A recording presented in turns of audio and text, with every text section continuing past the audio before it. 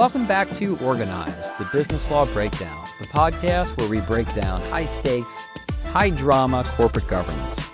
I'm Professor Seth C. Oranburg, and today we're diving into one of the messiest fights in business, where the CEO and board turn on each other. This episode is called Boardroom Coup. The power struggle at the top when the board wants the CEO gone and the CEO won't go away quietly is super interesting. Normally, the CEO and the boards work together. Remember that the board hires the CEO, and the CEO runs the company. The board oversees things and, when necessary, gives the CEO a little guidance. But sometimes that relationship falls apart. Could be for a number of reasons. Maybe the CEO is running the company into the ground, flying around on fancy jets, or lying about the products. Maybe the company is ignoring the board and making massive decisions without approval, just pissing them off. Maybe the board is a power-hungry chair who decides it's time for change. Maybe the company has a mission, like making artificial intelligence available for everyone, and the CEO really wants to make a ton of money. What happens then? Somebody gets fired. And when someone gets fired who makes a lot of money, there are lawsuits. To who wins them? The CEO or the board? Let's look at the case study of the battle for Apple, 1985. Do you know the Macintosh? The iPhone? Do you remember when laptops had a CD drive built into them? You can thank Steve Jobs for the fact that they don't anymore. But here's something most people forget. In 1985, Apple's board fired Steve Jobs. And here's how it went down. Steve Jobs founded Apple with Steve Wozniak. And as a side note, my firm, Fenwick & West, incorporated the company. Steve Jobs wanted to pay us in stock, and we told him that we don't really do that. We'll just do it for $400. Yeah, sometimes you want to take stock. But anyway, as Apple grew, the board wanted someone with more experience to run the company. So they hired John Scully from Pepsi as the CEO. And at first it worked. You know, sometimes a visionary is not the operationalist. Scully was an executive who could keep the business side running. But then what? They started fighting. Jobs wanted to go all in on Macintosh. He really believed in the product. Scully thought it was a bad idea. And it got so bad that Jobs tried to stage a coup. He wanted to kick Scully out and take over the company, but the board decided it was Scully, the professional manager. They basically stripped Jobs of all of his power, and a few months later he quit. Board 1, CEO 0. Of course, we know that's not exactly the end of the story.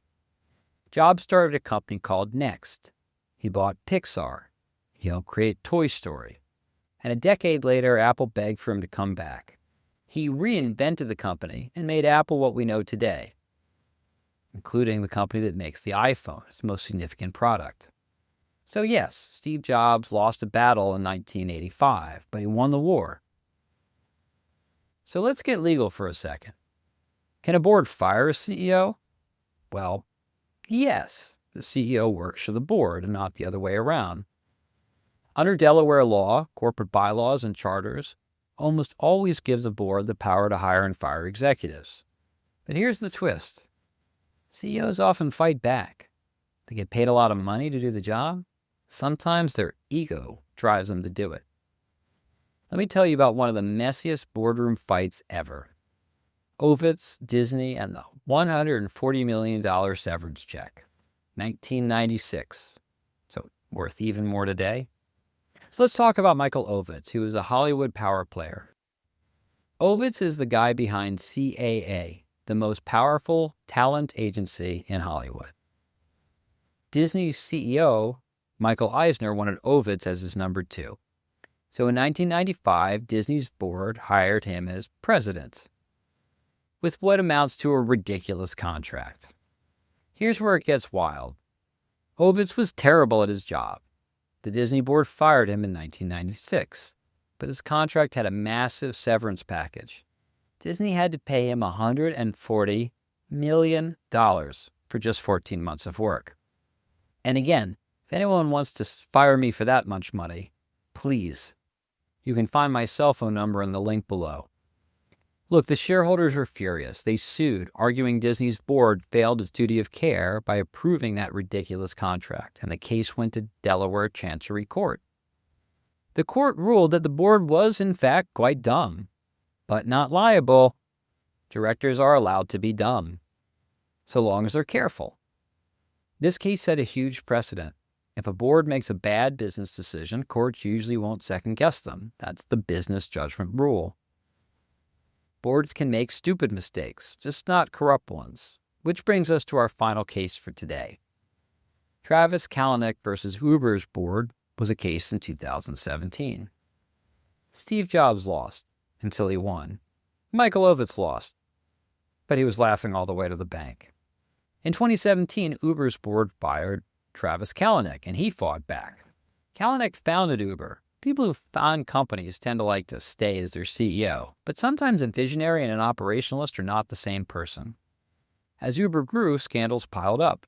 Toxic workplace culture, sexual harassment lawsuits, secret government evasion software. Investors and board members wanted him gone, so the board forced Kalanick to resign as CEO. But Kalanick wasn't done. He stayed on Uber's board and tried to regain control. He owned a lot of the stock, and the board fought back by limiting his power and eventually forced him out completely. Unlike Steve Jobs, Kalanick didn't get a comeback, so these stories play out in all different ways. So looking at these cases, who usually wins? The board.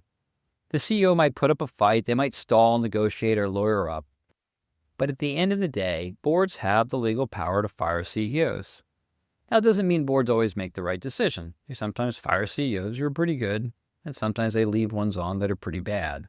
But legally, they have the final say. In the next episode, we'll talk about why CEOs get paid more than some major nations. But for now, I'm Professor Seth C. Oranburg, and this has been Organized, the Business Law Breakdown. I'll see you next time.